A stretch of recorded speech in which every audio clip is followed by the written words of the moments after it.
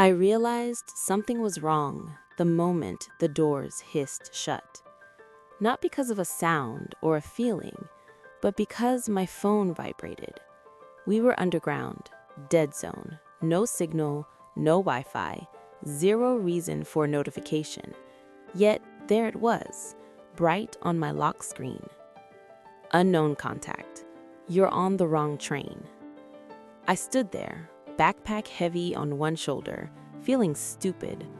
Around me, people were already slumped in their seats, ignoring the world, scrolling through their feeds.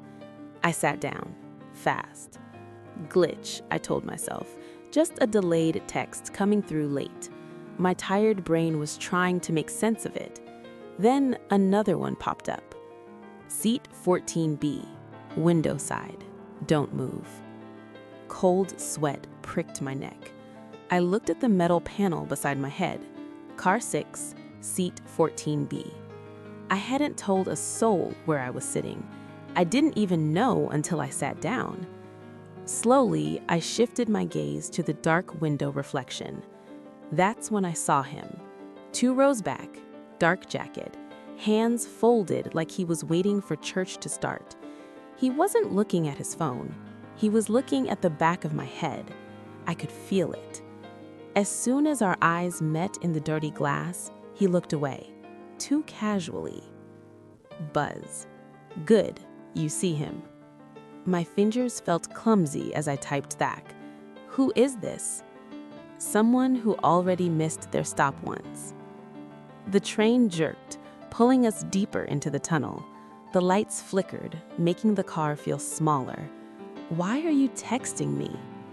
The pause felt deliberate, like they were watching me wait. Because you weren't supposed to be here tonight. I swallowed hard, throat tight. Then why am I? Because you said yes earlier today. I frowned at the screen. I hadn't said yes to anything, had I? The man behind me shifted, fabric rustling against the seat. A reminder he was physically there. Another vibration. Listen carefully. You're not in danger yet. Yet? Not unless you make yourself visible. The tunnel noise roared outside, drowning out everything else. I suddenly felt painfully visible. There's something on this train, the text read, and someone thinks you're carrying it.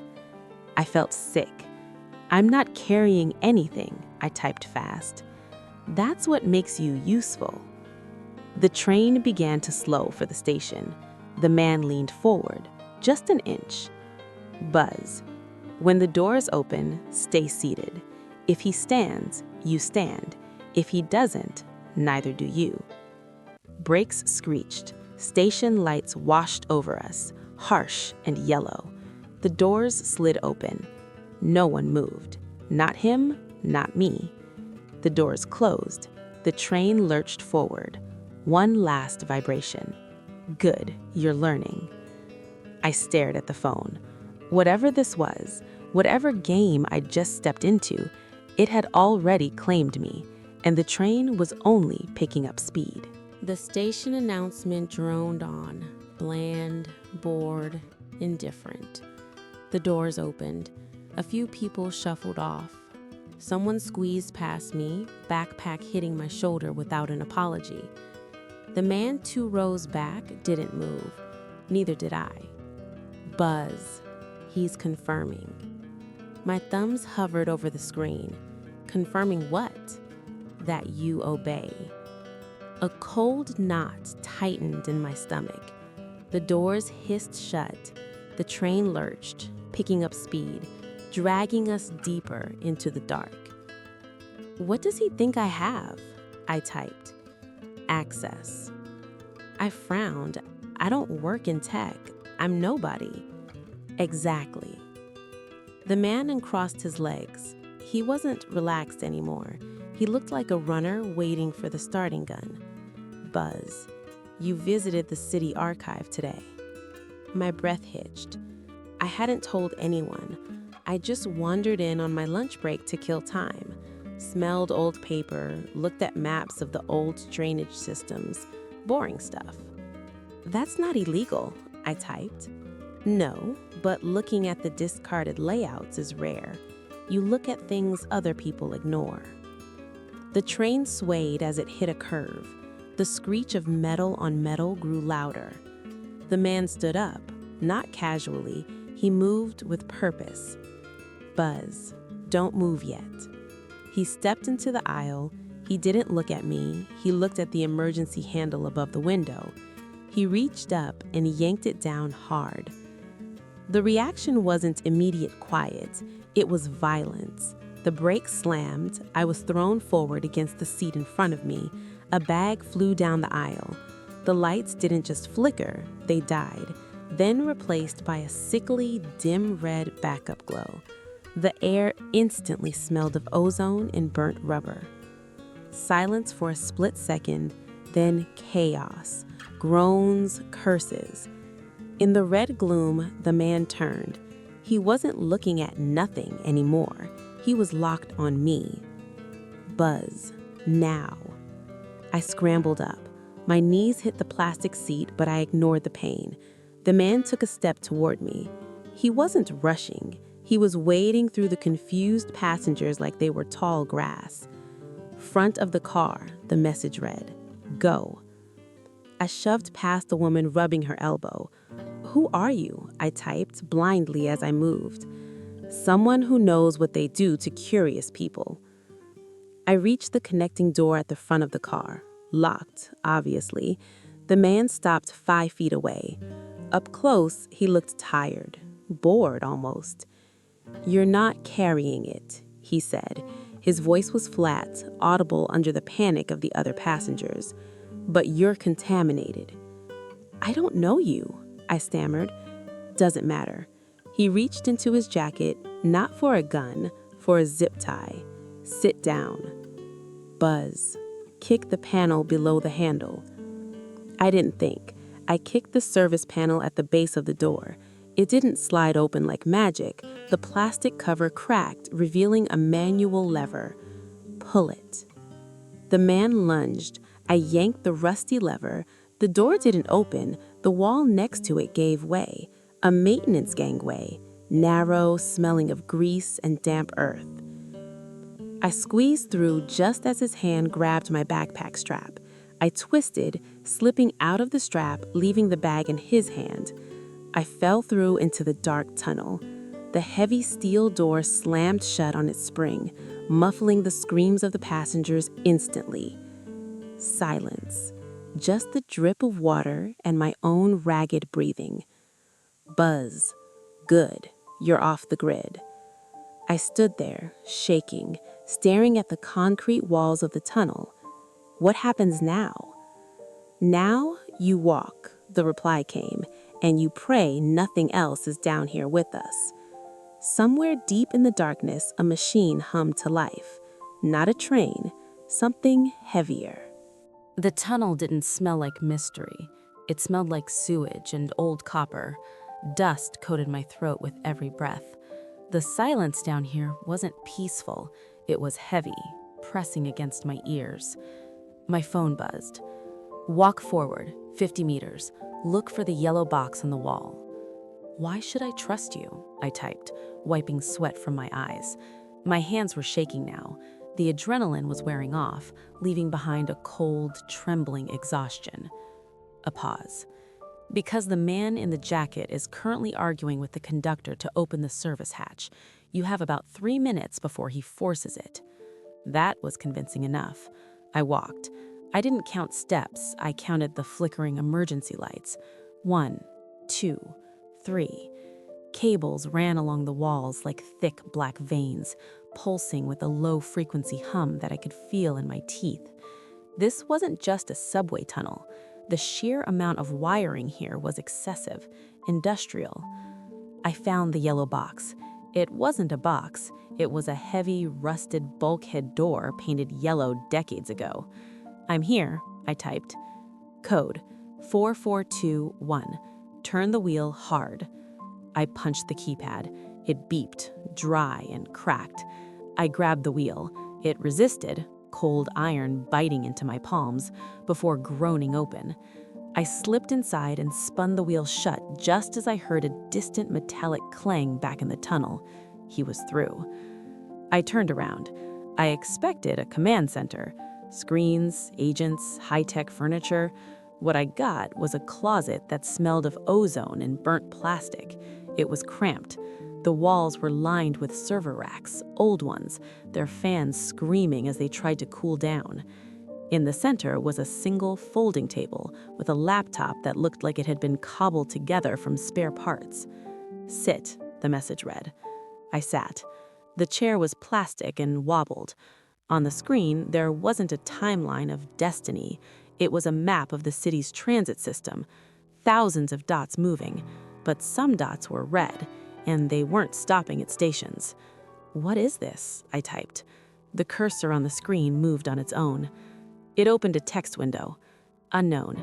It's an air gap network." I frowned. "Speak English." "Unknown. The internet isn't safe. Banks, governments, corporations, they don't trust the cloud with their darkest data, so they put it on drives. They put the drives on automated servers, and they put the servers on the trains."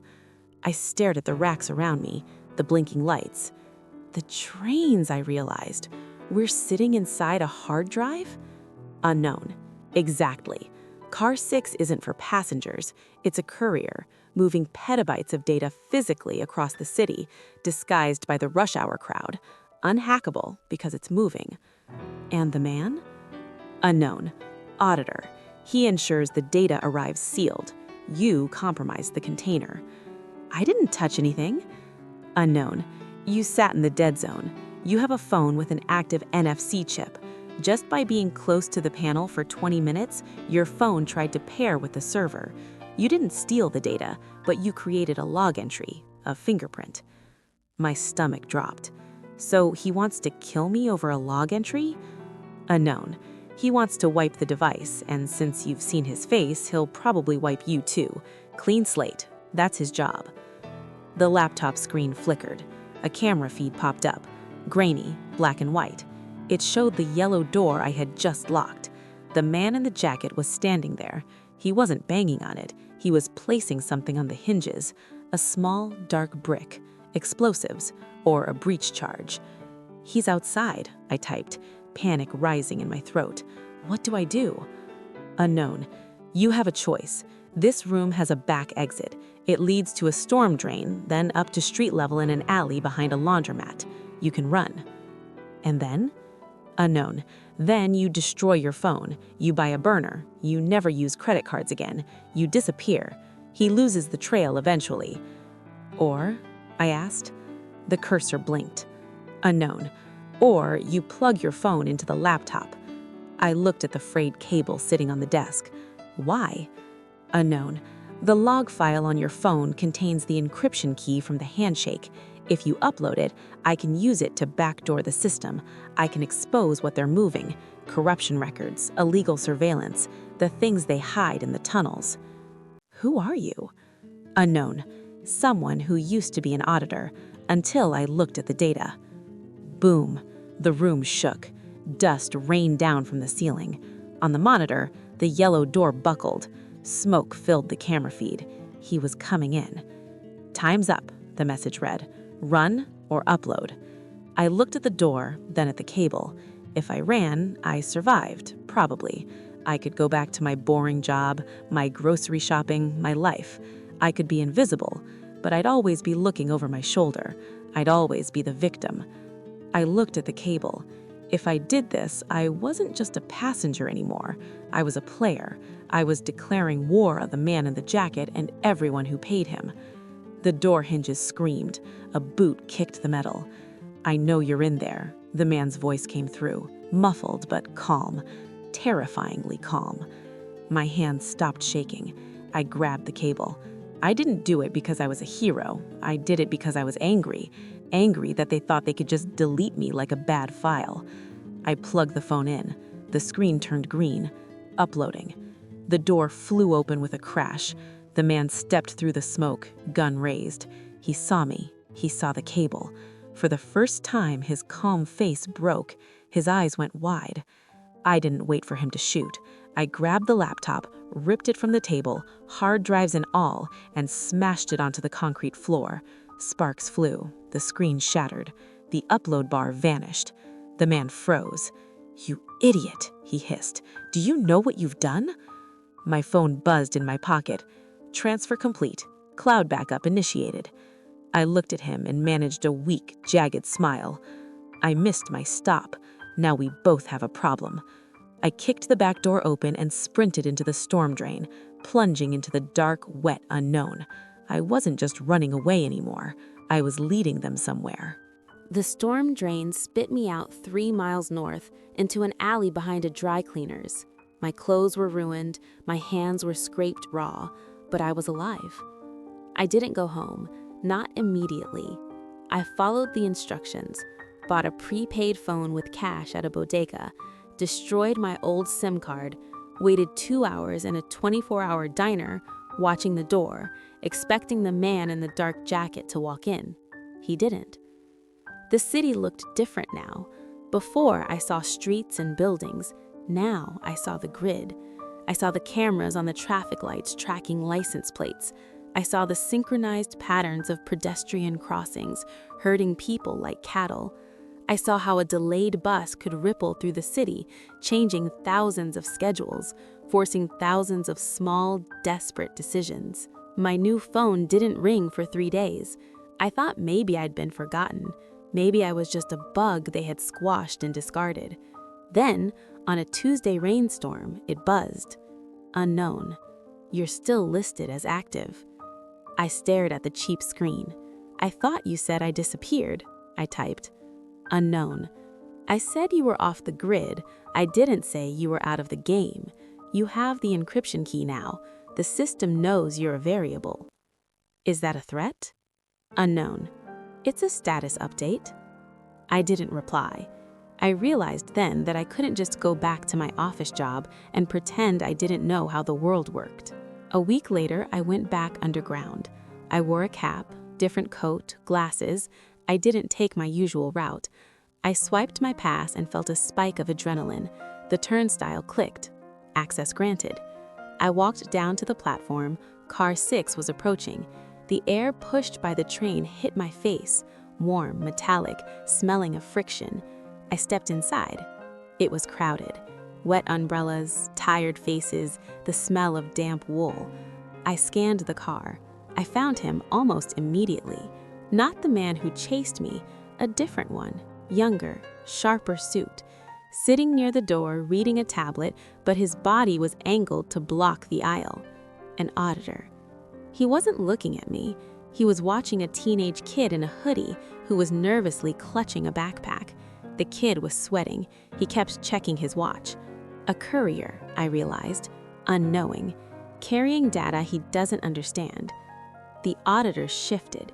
He tapped something on his tablet. The train slowed down between stations. The lights flickered. I knew what was coming. An delay, a stop in the dark, an extraction. The kid would be pulled off the train, the backpack taken, and he'd be left confused on a platform somewhere. My phone buzzed. Unknown. Don't interfere. Not your shift. I looked at the kid. I looked at the auditor. I remembered the fear in the tunnel. I remembered the feeling of being a pawn. I pulled out my burner phone.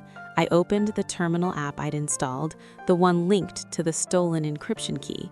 I didn't have full control. I wasn't a god, but I was a glitch. Interfere, I typed to myself. I executed a command. Override signal block. Car 06. The lights in the train flared bright white. The brakes released with a hiss. The train didn't stop. It surged forward, accelerating past the dead zone, rushing toward the next station. The auditor's head snapped up. He looked at his tablet, frantically tapping the screen. Connection lost. He looked around, his eyes scanning the crowd. He was looking for the disruption. He looked right at me. I didn't look away. I didn't hide. I just held up my phone, screen dark, and gave him a microscopic nod. I see you. The train burst into the station. The doors opened. The kid in the hoodie scrambled out, disappearing into the safety of the crowd, his delivery completed on his own terms. The auditor stood up, furious, staring at me, but he couldn't do anything, not here, not with witnesses. My phone buzzed again as I stepped onto the platform. Unknown. That was risky. I walked toward the exit, merging with the flow of commuters. It wasn't risky, I typed back. It was a correction. Unknown. They will keep looking for you. Let them, I replied. I'm not riding the train anymore. I'm checking the tracks. I walked out into the cool night air. The city was loud, chaotic, and messy, and for the first time in my life, I knew exactly where I was going. I wasn't a passenger. I was the one hand on the emergency brake, waiting for the right moment to pull.